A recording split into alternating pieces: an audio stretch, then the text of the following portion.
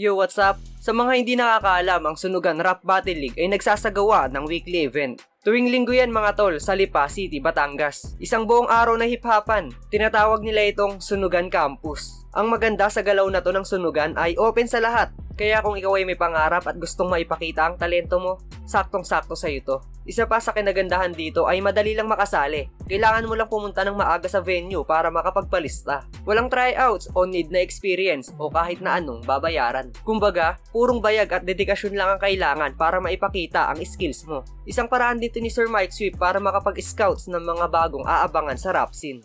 Napakadami niyong pwedeng salangan o salihan kapag pumunta kayo sa Sunugan Campus. Nandyan yung It Was Written kung saan sabay-sabay niyong paghahandaan o susulatan yung beat na isasalang. Dito, mas mahahasa yung skills niyo sa pagsusulat at pagkabisa dahil kapag tugtog ng beat at roll ng camera, sunod-sunod na kayong pupunta sa gitna para iparinig yung mga isinulat niyo. Walang cut. Kung magkamali, parte yun ng palabas. At the same time ay nakaka-enjoy din dahil sama-sama kayo nagsusulat at magpe-perform ng mga kapwa mo artist.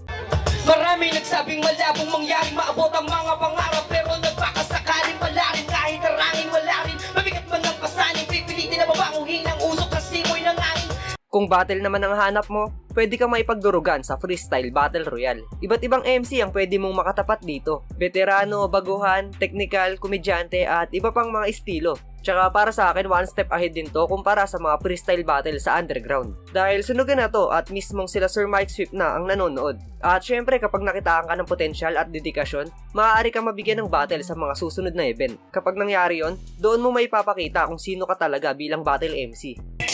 Sabihin mo sa akin kung ano ba ang gusto mong maabot, o baka natatakot na kay pari mo ulod. Bless na lang si King, huwag kang magtampo. Salamat Kuya Mike kasi kami ay nagtampo. Naming sinasabi, para ba kay King, ano sa iyong nangyayari? Bless na lang para magtagpo tayo palagi. Pinagbibigyan mo ko, lagi mong sinasabi pag natalo, tinatanggapin yung pagkabaon. Boy, magkasama tayong may titulong kampiyon. Meron din ditong open mic para sa mga artist na gusto lang mag-perform at mag-enjoy.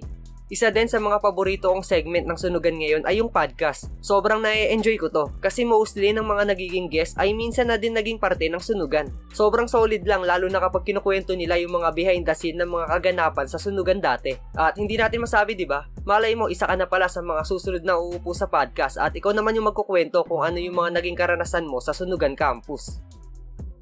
At yun, marami pang kaganapan na pwedeng masaksihan sa Sunugan Campus tulad ng live performance, b-boy cypher, graffiti showcase at marami pang iba. Paniguradong may enjoy nyo kung kayo mismo ang pupunta at makaka-experience. Kaya kung libre ka tuwing araw ng linggo, isama na ang tropa at ipakita ang talento. Malay natin, ikaw na ang susunod na iiduluhin. Yo, this is Sunugan Campus.